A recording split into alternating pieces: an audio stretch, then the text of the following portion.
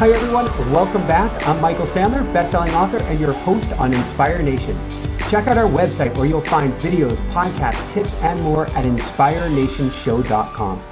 Today we have a very gritty, or perhaps I should say iron guest. His name is James Lawrence and he's called the Iron Cowboy. He's a two-time Guinness World Record holder and the only person to do 50 Ironmans in 50 states in 50 days. That's swimming 120 miles, biking 5,600 miles, and running 1,310 miles, all while being crewed by his family. This isn't his first such feat. In 2012, he set a record for the most Ironman distances in a year by completing 30, 10 more than the previous record, and now he's blown that out of the water. Today we'll talk about how he did it, why he did it, how he planned for this event, and how in the world he did it with his family, who are integral teammates to his success. I want to know the heart and soul that went into this event with James, his family, and his loved ones and supporters. And where did his drive come from? His commitment, perseverance, and his faith. Yes, I want to dive into the belief system of a champion. And of course, I want to know about the donuts, the steaks, the pizza, or any other fun food he had on this ride. As I'm getting at 9,000 calories a day, it must have been an interesting culinary experience. Most importantly, I want to know what we can each learn from this experience to chase our dreams like James. Welcome to the show, James. Are you ready to shine? Absolutely, and thanks for having me. Woohoo! Well, thanks for coming on the show. I'm so excited to have you here. What you've done it's mind-boggling, actually. So before we dive into the mind-boggling side of things, where in the world did this idea come from? Yeah, it's interesting. It was everything kind of happened organically for us. In 2010, we did the half Ironman world record.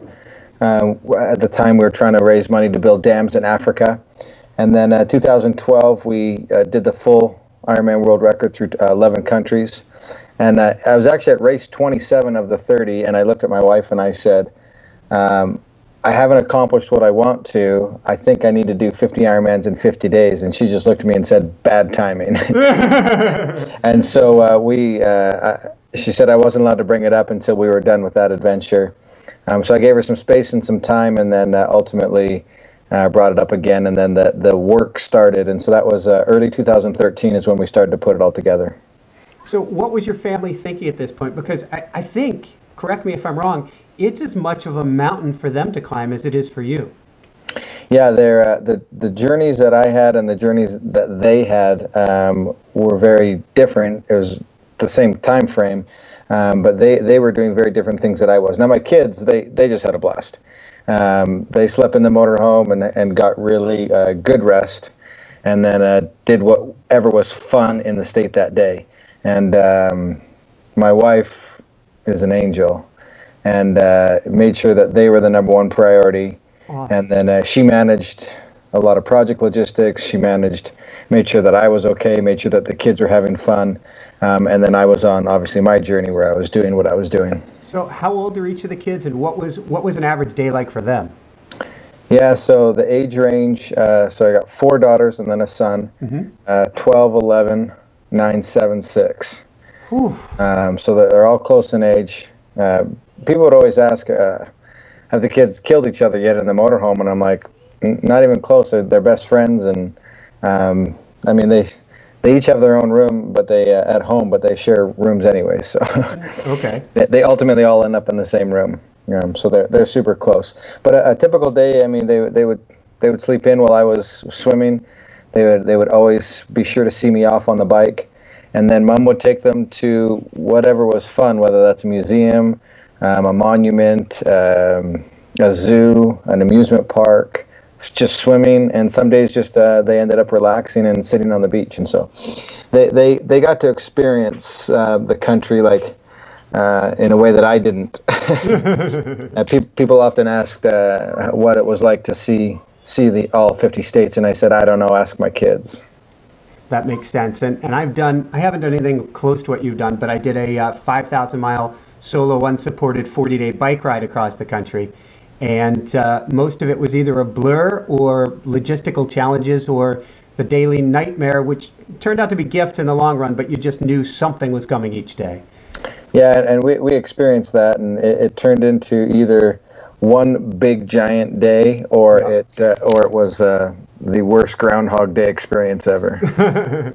So when you went to your sponsors and first started seeking sponsors for this, and you're telling them, well, I've already done 30, so, what's 50? What were they telling you? Yeah, I kind of got mixed reviews. It's a risk to sponsor an individual athlete. A lot of companies aren't willing to take that risk, and they're looking to sponsor teams or communities. Just because if something happens to me, then their investment is gone. So there's always that huge challenge of doing that. I had built up my credibility, and I even had some sponsors that said, "We'll get behind you. I don't think you can do it, but I want to see how far you can go." So it was interesting to see that perspective from even sponsors that were willing to get behind it, that just flat out said, "I don't think you can do it." And who were some of the most supportive ones that got behind you? Yeah, I had a lot of really great sponsors. Young Living, Essential Oils, that was my main sponsor. Yeah. Zyto, they're a technology that helps let me know what my body needs nutritionally. Airbnb, they helped us out a ton with our house in every state. It wasn't for me, it was for the crew and my family. Jaybird was unbelievable. They went above and beyond. Garmin was great. Nathan, Fazari Bikes, Rudy Project. Awesome. So I was really well supported, and it took an army of people to pull something like this off. So as you were getting into it, there's an army of people to pull it off, but also there had to be an army in your head. And what was the army in your head like in the beginning? Because you're going, well, if you were already suggesting it, if you only were 27 in out of the 30, what were the many voices in your head telling you about this? Yeah, I mean, early on, there was just so, if I'm prepared mentally to do 50, you can't take on something like this without an infinity amount of conviction or belief in yourself, and it would always blow my mind when people would even question, my ability to do it, because they don't know what's going on inside of me and what's inside my mind and what I'm capable of, and they don't know the journey that I've been on. And so I was always shocked or taken back when someone would question that, just because I had so much belief and conviction. Where did that come from? And let's explore that, because this could be very helpful to our audience. Because I remember an interview heading into the desert, Reno or someplace, and I told the guy who wrote an article saying, this guy will never make it. And I said, if I had to, I'm going to bite down on the pedal with my teeth and pedal with my neck to get there. And it sounds like you had that plus. Yeah, I mean, it was interesting because I had gone through every scenario in my head for things that could have gone wrong and logistically. And, a lot of people said, if anybody can do it, it's James. And we know he can do it mentally and physically, but he's gonna run into logistical issues. Yeah. And to me, that just meant you didn't believe I could do it mentally, because a logistical issue is something, a problem that you need to solve. Makes sense. And to me, it was just a really nice cop-out way of them saying, I don't think you can do it, without saying, I don't think you can do it. So then you were going through, while training, you're going through, what if the bike breaks? What if the camper breaks down? What if I've got stomach issues? What if I get the flu? What if is that what you were doing, or part of it? Yeah, no, 100%. And I had 3 bikes with me at all times, and we had 3 vehicles. If people would hear of the concept of what we're doing, and they would like, well, have you thought of? And I'm like, yeah, we've thought of. And it got to the point where we would have had to, all 3 of our cars would have had to have been in a simultaneous accident and destroyed all 3 bikes at the same time, in order for us to, and even then I could rent a car and borrow a bike. I mean, there was just so many scenarios where the only thing that was going to stop me is a catastrophic accident between myself and a vehicle on my bike, to where I just was physically not able to continue, just physically not able to continue. And I mean, I blew my shoulder out early on, and I did the majority of those swims with one arm. Wow. And what so happened there? Just I had surgery on a shoulder in 1995 Yeah.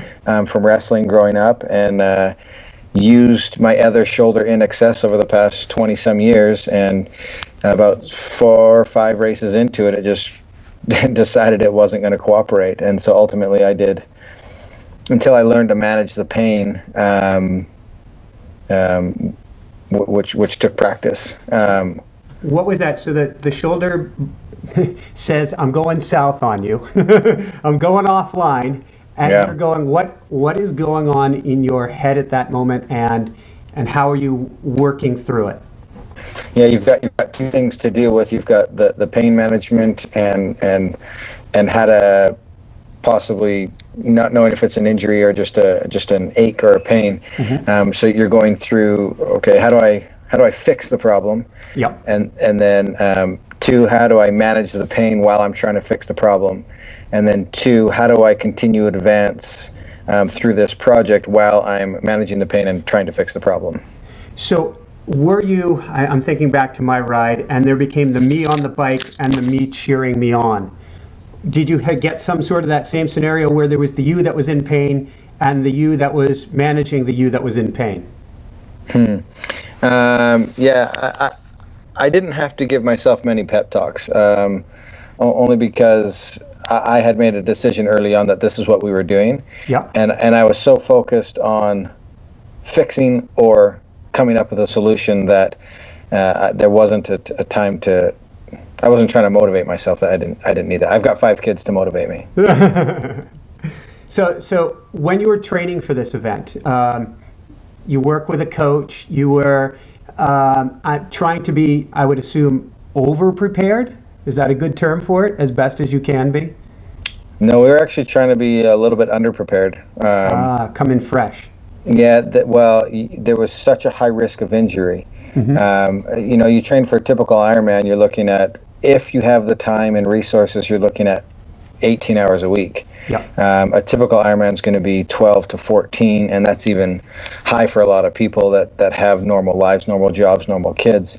And so when we ratcheted it up, and my peak volume in a week is 38 hours. Wow. That's just a massive jump from typical training. And so we had to be real cautious with getting, balancing, or finding that tipping point to where we're getting myself ready and we're putting myself into a hole, and possibly the next step is injury. And so for us, it was just that tightrope walk act, trying to just really figure out what worked best, and how much volume we could do, and how to simulate a certain amount of fatigue and then get recovered fast enough to do it again the next week. So it was this big dance. And were you doing at that time lots of massage, lots of other recovery work, trying to figure out what's going to help you best there, and then bring that support with you? Yeah, I did. I had deep tissue body work done twice a week, and then I had chiropractic work done twice a week, and that included, Graston scraping, cold lasering, acupuncture, detox saunas, detox foot baths. We did, one of the things that I'm a huge advocate is doing a lot of little things over a long, consistent period of time. And that's ultimately why people fail, is because they don't respect the little things and the amount of little things that it takes to ultimately have success. And they don't do them consistently. A couple examples of that? Meaning? What would be a couple examples of that, of ones that anybody could put into practice, maybe? So just the 5 different things that I said mentioned. As far as recovery, someone would just do just deep tissue massage, and their body would either adjust to that and not get the benefits of it, or you're not hitting what needs to be hit in multiple different angles in order to get you to your peak performance. And so I would do a lot of little things, like cold laser, acupuncture, scraping, the massage. You name it, we were doing it. What about the mental side of things? Was that just during the training that you were focusing on the mental side, or did you take other time to visualize? Or yeah, a lot of people take the mental side of things for granted, and ultimately this turned into a scenario where it was 85% mental at a certain point, where it's just your body can only get so ready and it can only get so physically fit, and at a certain point it's what are you made of between the ears, and that prep to me, that's a lifetime of preparation. I mean, I grew up wrestling, which is one of the toughest sports mentally. Yeah. I did that for 11 years, and I think I learned a lot mentally about myself through the first two world records, and just developed that skill. I think you're born with a certain amount of physical strength or capabilities, and then it's a gift that I have, and I think any gift, an undeveloped goes wasted. Yeah. And so I didn't do anything very specific. I just think over the course of my lifetime, I've been in scenarios and situations that I've been in, I've developed that skill set. Is that something that came in from your parenting, from you growing up as a child, that you were, that self-confidence was cultivated in you? I had a great upbringing. I mean, I grew up in Calgary, Canada, and mom and dad, and my dad was a hard worker, a firefighter, and I learned how to work hard, and yeah, I just think. I think one of the biggest things to kick it all off was wrestling for 11 years. I mean, that's just a huge piece of mental strength, and I think ultimately that's why I had success as a wrestler. That makes sense. So what about your family? How are they feeling confidence-wise? What was their psyche like leading up to this? My immediate family? Yeah. Well, my wife and kids, they never wavered. They've been with me long enough, and to my kids, I'm a superhero to them. It was interesting. Lucy, my oldest daughter, I mean, she was just an insane rock. We were doing one of the coming out of the swim on the last race, and someone was like, we were walking on some rocks, and someone was like, "Help him! Someone carry him!" And Lucy's like, "Dude, that's Iron Cowboy. He doesn't need to be carried. He's got this. He's super strong." And so even in, deep into the campaign, I had instilled in her just that 100% belief and conviction in something, and she didn't waver for it. And so that was one of the things that I wanted to do with this project, was set that ultimate example for my kids, and I think we did that. Pretty awesome. So, as you're leading up to the event, actually, let's get you to the day before the event. What were you feeling like as you were flying to Hawaii? If you're not, I was never nervous. Yeah. Only because we had prepared. You mentioned being over prepared. Yeah. And I think we'd hit that over preparedness as far as like checking all the boxes, right? Like just not overlooking anything. And then physically we underprepared by design. Yeah. But I had more of the butterflies of excitement. Like, what's this adventure going to be like? Yeah. There was just so many unknowns with it, as far as state participation, and so many logistic questions were thrown at us and it's crazy for me. I was just like, no, we got it. And you just have to have, I don't want to call it cockiness, I mean, but you have to have a certain swagger in order to pull something like this off, and my team had that, like, just perfect synergistic swagger, that it was. That's why it worked. Awesome. Were there any big concerns? What was your biggest logistic concern? I imagine food, stomach, things like that might have been up there. What was number one on your list? No, food and stomach were never on there. I mean, we trained hard with food. Okay. Cool. So we knew what we were going to be up against. It was early on, just the flights, and in the western states were so far apart. It was going to be that massive travel and the logistics that everybody thought. We had to get from Hawaii to Alaska to Washington, and nothing could go wrong. And then from Oregon to California, it was 10 and a half hours drive, and I took a commercial flight where my crew was driving. We sent a guy ahead of time. I mean, there was just so many crazy logistics in those first 5 races. And if I got that right, it was 7.5 hours sleep, like in the first 3 days. It was by nothing could go wrong. You couldn't miss a connecting flight. You couldn't come in late. and you started, if I'm right, at midnight too, which I'm guessing because there's a time difference to pull it off in 50 days. You started out there minute number one, go on day one. Minute number one, day one, go, because, that massive time loss. And so I did that first Ironman with no sleep because we were up for 48 hours, try to take a nap or get any sleep the day before you're about to start 50 Ironmans. You're just so jazzed and ready to go, and it's just not happening. You're in Hawaii, and I think I caught 40 minutes and gave up on it. Wow. And then, that 7.5 hours of sleep time was on an airplane.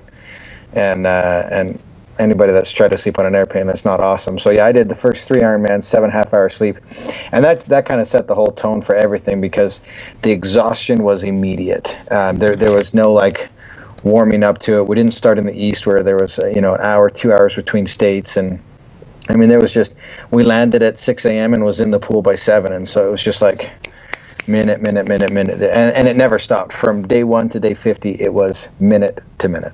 It almost sounds like preparing for space travel, and the reason I'm thinking that is because once you got into it, you had to fall back on all your training, on all your preparation, because the mind, while it was there, you were fuzzy. You had to have been fuzzy after 3 days of almost no sleep, and so just rely on everything that you've prepared. Yeah, I mean, anybody that met us or came across me early in the campaign, they would have said, no way does that dude finish, just based on my demeanor, just based on my coherency. I mean, my body was adjusting to that overwhelming fatigue. But it's amazing the way the body and the mind work. I mean, I got better at it, and I know, it's incredible. My last 15, 20 races even of the 50 were my fastest, were my most alert, were my calmest, I was joking with the crew. I mean, we were just in a rhythm, and my body had adjusted to the fatigue.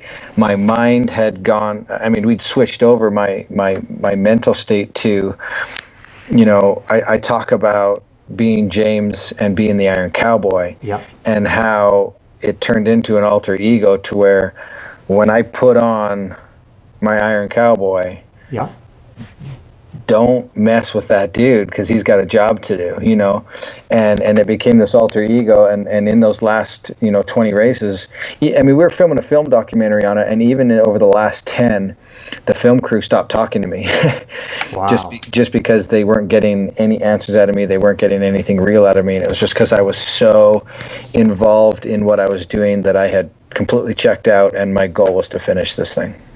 So for the first, you get back, you get onto the mainland, you get to the West Coast, you're sleep deprived, your team is probably sleep deprived. How long did it take you to get into that? Because I imagine it's like ringing a bell at the start, and it's going wong, wong, wong, wong, and you're all over the place, and it takes time to get into that sync.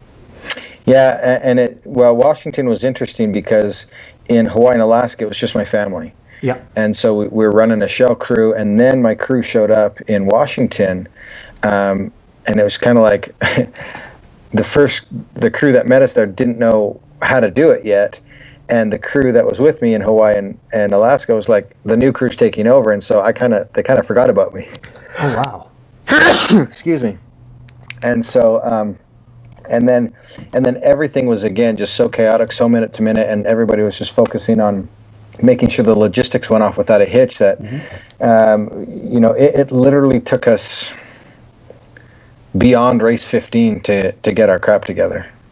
That makes sense. That makes perfect sense. And then we didn't start clicking till after 25, halfway, and you think that you would ultimately get your stuff in order by halfway, but it just takes, I mean, there's just so much happens, and it happens so fast that it just took that long. And that's impressive, because I imagine if you work through a day, you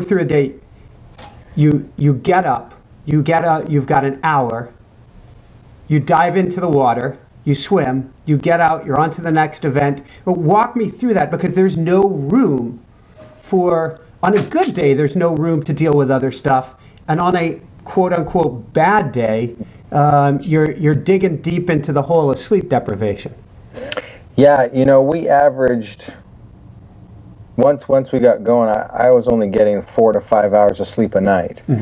And the sleep at night was not quality, because you're in the back of a motorhome and it's swaying all over the place, and you hit rumble strips, and we hit a deer. I mean, just everything happened, and so yeah, you're not getting quality sleep, and you're just, like you said, that insane amount of fatigue just sets in.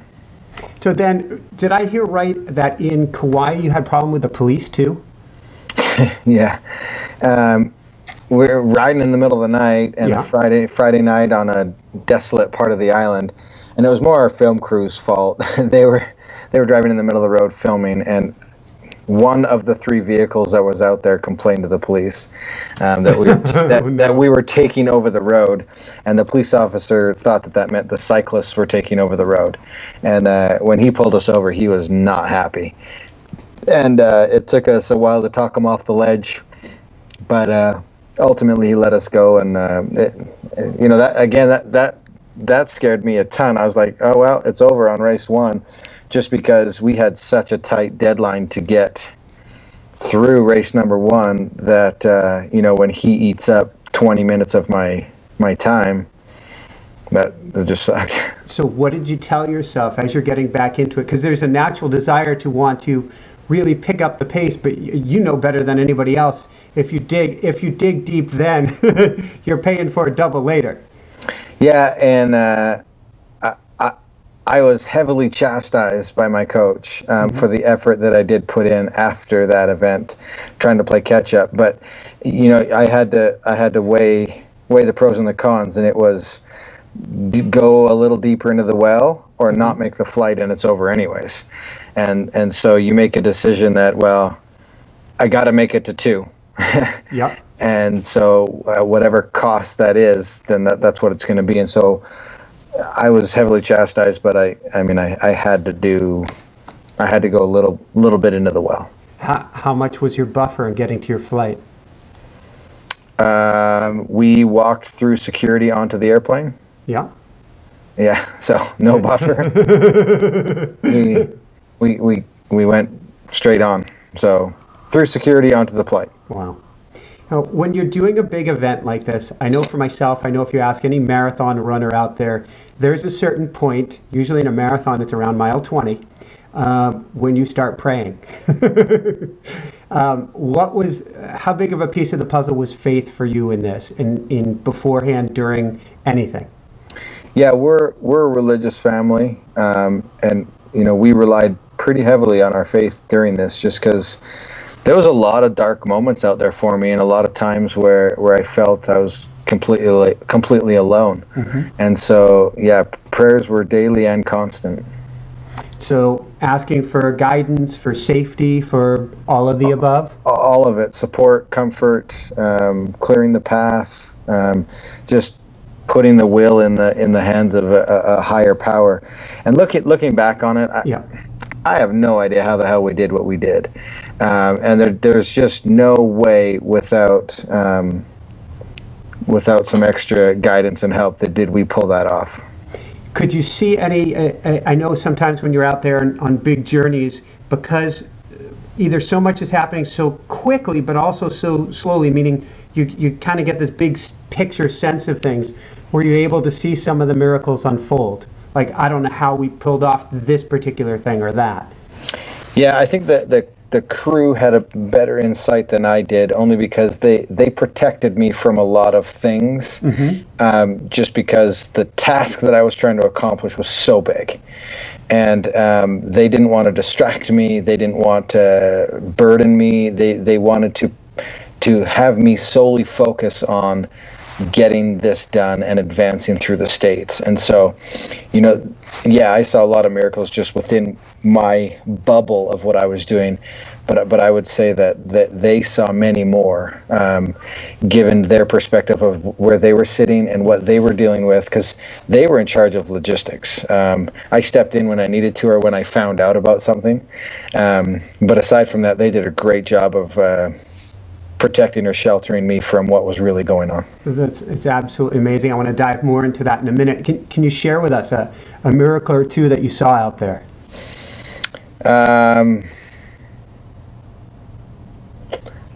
Yeah, nothing just like comes offhand, but I mean, They were just countless. The fact that I tore my shoulder on day 5, and we had to get through that, and it took, just an insane amount of prayer in order for me to learn just how to manage that pain. Mm-hmm. In race number 18, we were dealing with such fatigue that I fell asleep and crashed on the bike. That is a miracle. I heard about that in Tennessee, and how you didn't get seriously hurt. That's only 30 miles in. Yeah, 30 miles in, and how I didn't go the other direction into oncoming traffic, and how, there happened to be a police officer that was escorting us that day, and a paramedic firefighter that was riding with us that day.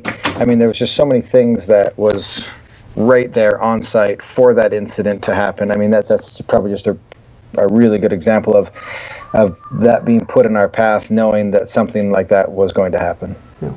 So what were some of the other really challenging moments that you faced in this event? When you're out there, stuff happens. Now, you're sheltered from most of it, but you're still the man on the machine or the man on the ground going. Yeah, a lot of it was travel between the states, getting from A to B and getting there on time. And early on, we had instances that set us back time frame wise. And it was just, it got to the point where I was running till 2:30 in the morning, trying to get it done. And then we had limited travel time to get to the next state, which continued to put us further behind. And so it was just that travel. And one of the biggest things we did that I think was incredibly important was involving the public. And we did that 5K every day at 7 o'clock, and we took the time to engage everybody and talk to everybody and spread the message. And that's how we raised the money for our foundation. And, we could have eliminated all of that and just said, look, I'm doing 50 Ironmans, 50 days, screw everything. Yeah. And, we're just going to power through it. We're going to pick the closest states or areas to state lines. Logistically, we could have picked a way easier path. But now, a couple things, thoughts on that. First off, you're doing this daily with people. I'm guessing in some sense that was energizing, having that touch. It was both energizing and exhausting, only because, we got the exact same questions every single day. And mm-hmm. we had to get together as a team and go, look, this is day 40 for us, yep. But it's day 1 for the people that are here today. And we had to get that perspective, because it was like literally the same 10 questions. Like I could nail it when I knew they were coming, like at every exact moment. And so, we just had to say, look, this is about something bigger than our little crew right here. Yeah. This is about the people that have come out to see us, that we've inspired to do something, that are the people that are donating to the cause. And we just had to say, look, this isn't about us. And once we did that, not once we did that, but that helped us to really enjoy the experience and be more present with the journey.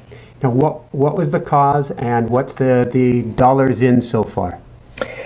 When we finished a couple weeks ago, the dollars in was about 70,000, yeah. And I haven't checked in with the foundation, just because I've been minute to minute with media and trying to recover and sponsorship responsibilities. Anyways, we partnered with the Jamie Oliver Foundation, and they specialize in childhood obesity and education.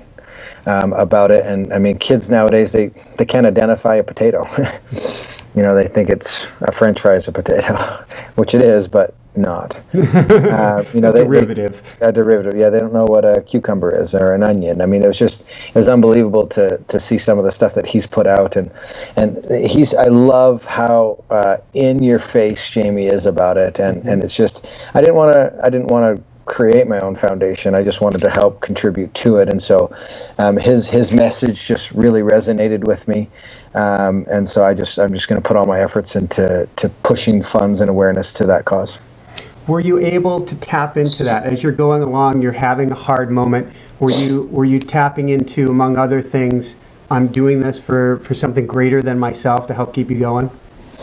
Yeah, my biggest motivation was always my kids. And my kids is bigger than myself. And to me, if I can if I can set the best example for those 5, then I've got 5 warriors going forward in the future. Awesome. That can do it, and I'm only one person, and I can only cast one stone into the ocean and make a ripple. But what's really cool is with that drive and that motivation, just thousands of people kind of joined us, and we're making a small splash, which is fun. Well, you got like what, 3,500 people at the finish? 30. Yeah, we had over 3,500 people at the finish in Utah. It was electric, and it was a ton of fun. And I went from 10,000 fans on Facebook to over 65,000. It's great. And I went from 1,000 followers on Instagram to 35,000. Wow. So our my reach isn't just in Utah. The exposure is worldwide. I mean, we've gotten emails from Russia, Japan, Ukraine. I mean, you name it, and it's just been overwhelming and exhilarating to see that impact that we've had, and the thank yous that we get, and the stories that come in of people telling us how we've impacted them. It's humbling, and it's an honor to be a part of something like this. So as you're going through this, some of your darkest moments was, it seems like, in a sense, I don't know if it's too strong to use, super dad. I don't know how you would juggle that, but what a challenge, I would think, of having your family, your immediate family, as your immediate support. And how you're able, it's almost like you were playing 2 roles during the day, and you had to be really careful not to cross the line on those roles. Yeah, I got really good at separating the 2. And Mom did an unbelievable job at making sure that those 2 lines didn't get blurred. We took criticism for doing this in June and July because of the hotness of the temperatures across the country, and that we should have done it, October, November, or September, October, or whatever. But I was unwilling to do it without my family when my kids were out of school. Yeah. And looking back on it again, I wouldn't have done it any other way. To have them there was priceless. My daughter Lucy ran the 5K with me every single day. And she's unbelievable. For a 12-year-old to do 55 Ks in 50 days in 50 states. She's a special kid, and that time together with her every day was the highlight of my day. And she caught me up with what the family was doing. Yeah. And it was kind of like this 40-minute meeting I had with my daughter that kind of reconnected us every single day. That's awesome. How did you feel then in running the last 5K with her, and how did it feel getting to the finish? Yeah, it's a feeling that you can't describe when you set out to accomplish something like that, and you have your family right there with you. She was the first person to hug me as we crossed that 50th finish line, and it was just an unbelievable journey. And like I said, I wouldn't have wanted to do it without them there. Oh, and then now we talk about this in the background, your environment's a little bit chaotic. It sounds like you got moved in the last couple of days. Your transition back must be a little bit challenging, to say the least. How has that been going for you? Yeah, real life is real life, and you get thrown right back into it. And like I said, the media demands were high. And that's our whole campaign, is getting the awareness out for the charity. And so we didn't say no to any media, and we put all of our stuff in storage before we left, and we came home and we had to do a huge move. And so we're just settling in, readjusting. I've got a lot of things that I'm working on. We're finishing up the documentary. We're writing the book with Matt Fitzgerald. We're starting our coaching platform. We're starting a racing team. We're starting a race series. We're starting a speaking career. I mean, there's just 5 to 10 different doors that I want to open up, and I just got to be careful not to open them all at the same time. Yeah. And then on top of that, trying to recover mentally and physically, and everybody's asking what's next, and I'm just like, let me decompress for a minute. Absolutely. So we'll strike that question right off the list. Yeah. But Jessica always likes me to ask, though, because she's always thinking of the kids. what lessons did you learn from this whole experience that you shared with your kids and that you want to share with other kids out there? Because this is one of those experiences that kids are going to look at and they're gonna say, I want to be like James, or wow, what an event. Yeah, for me, it was just that example of just setting just such a big goal. Yep. And then believing in it so wholeheartedly that there was nothing that was going to stop you from doing it. And it's the biggest lesson for kids. This generation, it's gratification now. Mm-hmm. And if there's something that I want people to take away from this and implement into their lives is patience. Patience and consistency. And patience and consistency is what's going to bring you closest and the quickest, unfortunately, or fortunately, to your ultimate goal or prize. When you rush through something or try to accomplish something too quickly, one, a lot of times you'll fail, mm-hmm. But two, you miss the journey. And you miss that being present along the way. And it was the people that we met and the experiences that we had that ultimately had this experience be as valuable as it was. Now, when you were going through this experience, were you able to be mindful and be present, or did you have to kind of, where's your mind?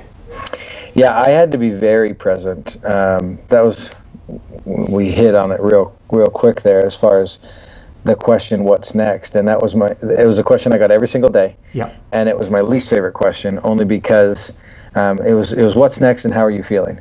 And how I'm feeling, I lied every single day. I said, I'm feeling fine. I feel good. And I know that they were just wondering how I was doing, mm-hmm. But when they were asking how are you feeling, I didn't want to rehash every ache and pain that I was feeling or what I was experiencing. And so my response was, I'm great.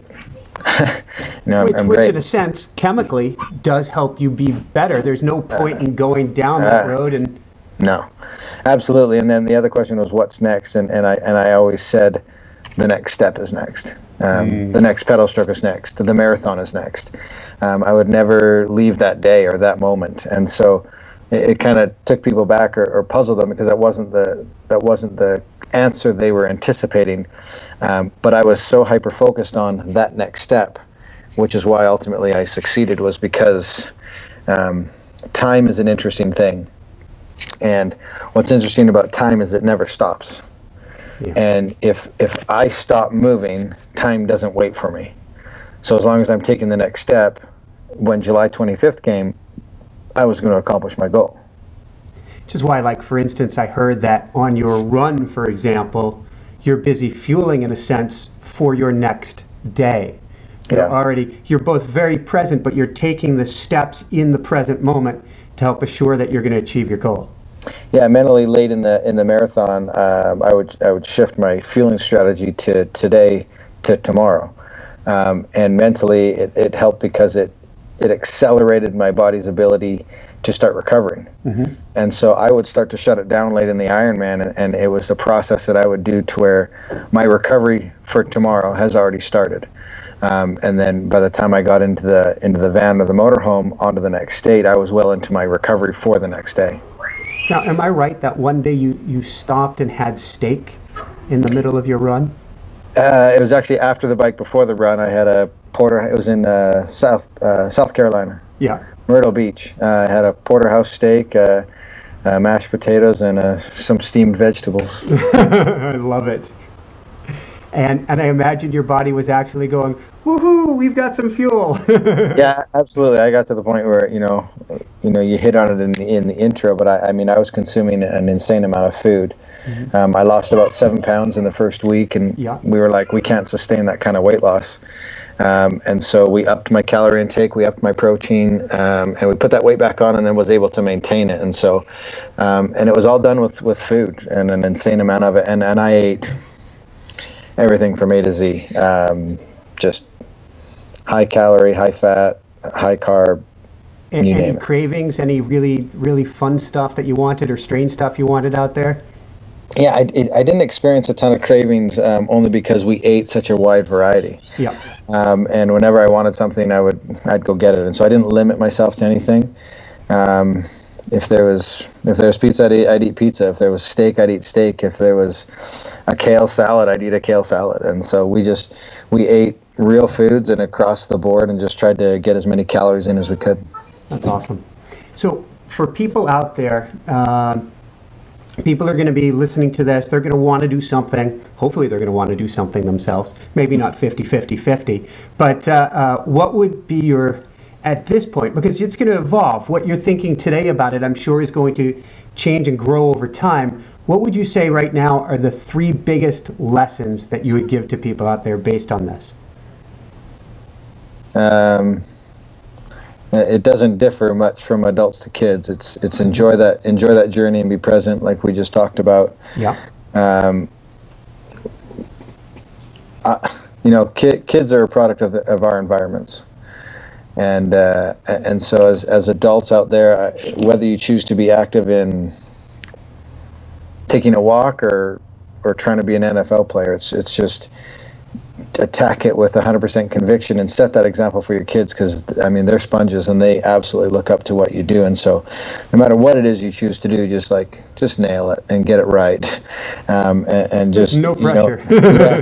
But just educate yourselves as far as like physical activity and eating. I think there's just so much information out there, and there's so many fads and whatnot, and it's just everything should go back to the basics. When you're trying to coach a team of a basketball team or anything, or I coach triathlon, and if I get somebody new and they're looking for the newest, biggest, and baddest thing, and I sit them down and we go over the basics. And I think that's what people miss out on is the basics, the fundamentals, and that's another reason why I was super successful in what I did, is because I spent so much time hyper focusing on just the basics of human mechanics and how the body worked, that I didn't try to do the newest, biggest fad. It was just basics. So it sounds like, going on that line, when it comes to parenting, you're there to coach them, to be a coach, I guess, a mentor, a guide, each step of the way. It's real hands-on. Absolutely. Unfortunately, we're in a day and age of parenting where it's stick your kid in front of the computer and the TV, and kids learn okay that way. Mm-hmm. But man, that human interaction and that hand holding and that taking them through the process is so valuable, and it's something that the society is missing. That interaction with humans, and that learning process is just missed out on. Well, I'm glad you're sharing it with us. I'm sure you've been telling it to people across the country. Yeah. So, this is a question I'd like to ask everybody as we're kind of wrapping up here. What gives you the greatest happiness, or what I call the woohoo factor? What gives me that? Yes. Man, I'm always going to revert back to my kids. Yeah. It's back to basics and consistency, right? And Mm-hmm. that's what I do. I mean, it's just about them, and it's about setting the example, and ultimately raising good members of society that are going to contribute, and just they've just got to be willing to be their own individual, and not listen to just all the noise that's out there, and just believe in yourself wholeheartedly that you can do anything you want. I mean, I had every reason to believe that this was impossible and that I should fail. I mean, it was overwhelming. Mm-hmm. And so for my kids, I just want them to just wholeheartedly believe that they can do anything. Do you want to give a shout out to each of your kids? Yeah, they're awesome. My kids are Lucy, who's 12, Lily, who's 11. Lily did 32 or so of the 5Ks with me, and she sang the most beautiful anthem at the 50th race, and her and Lucy did a rap at the finish line, and they just have cool. So much confidence, and they're so cool. And then Daisy's 9, and she's unbelievably creative and loves arts and crafts. And then Dolly and Quinn, they're my 2 cabooses. They're 6 and 7. Yeah. They're just best friends, and they just love to play, and I just love all my kids, man. Awesome. And then to your wife. My wife, man. Nothing gets done without that woman. She is just literally, she hates the term, but she's the rock. She holds the entire family together, and nothing moves without her. And she's just beautiful. Awesome. You're very lucky. I can't imagine you doing it without their support. I cannot imagine it. There's just no way. And then to your extended family, to your team. Yeah, my team is insane. Casey and Aaron, the wingmen. I mean, nothing gets done. I didn't know it when I was picking those two that they were perfect for the job. I mean, they're just polar opposites. They're yin and yang. Mm-hmm. Casey is just so much fun and off the wall, and Aaron's just a hard worker and just quiet and gets it done. And the two of them together just made the perfect two guys that worked literally 24 hours around the clock to pull this off. Yeah, and then my sponsors all just stepped up in a huge way and made it come together, and they would send people out. And I met an unbelievable guy named Rivers, who ultimately came on and became a third wingman, and he was unbelievable through the journey and is an unbelievable person. And yeah, I mean, here's the other takeaway, if anybody wants one, is nothing in life is accomplished by ourselves. Without a team, I mean, this would have never gotten done. I mean, maybe, but it would have been ugly. I imagine without a team and without God, without faith, without... Yeah, absolutely. So, last words of wisdom you care to share with people? Yeah, I'll just be Mr. Consistent. It's just dream big. One of my hashtags is no goals too big. Mm-hmm. And then just, you have to remember, do a lot of little things consistently over a long period of time. Beautiful. Where can people go to find out more about your adventure? Yeah, go to ironcowboy.co. Mm-hmm. We're updating the site right now because it has to do with everything that we did. Yep. And now we're changing it to everything that's going forward. Everything that's relevant and current is being posted on our Facebook page, which is Facebook / Iron Cowboy. Okay. And then on Instagram, which is Instagram / Iron Cowboy James. Perfect. And then all of the money we're raising is still for the Jamie Oliver Foundation. Go through our website at ironcowboy.co, click on the link, it'll take you directly to them, but that's how we can track what's being donated. Awesome. And I recommend everybody go there and donate what you can. We're going to put a link or we'll get all of your links on our site as well, so if people go to inspirenationshow.com and need all those links, they'll be able to go there, and we'll funnel them right over to your site and to your awesome. Social media as well. Awesome. Thanks, Guy. So thank you so much for being on the show. Amazing accomplishment. Congratulations to you, to your team, and to your kids, because I imagine they're the ones who learned the most out of this adventure. So absolutely. So, thanks.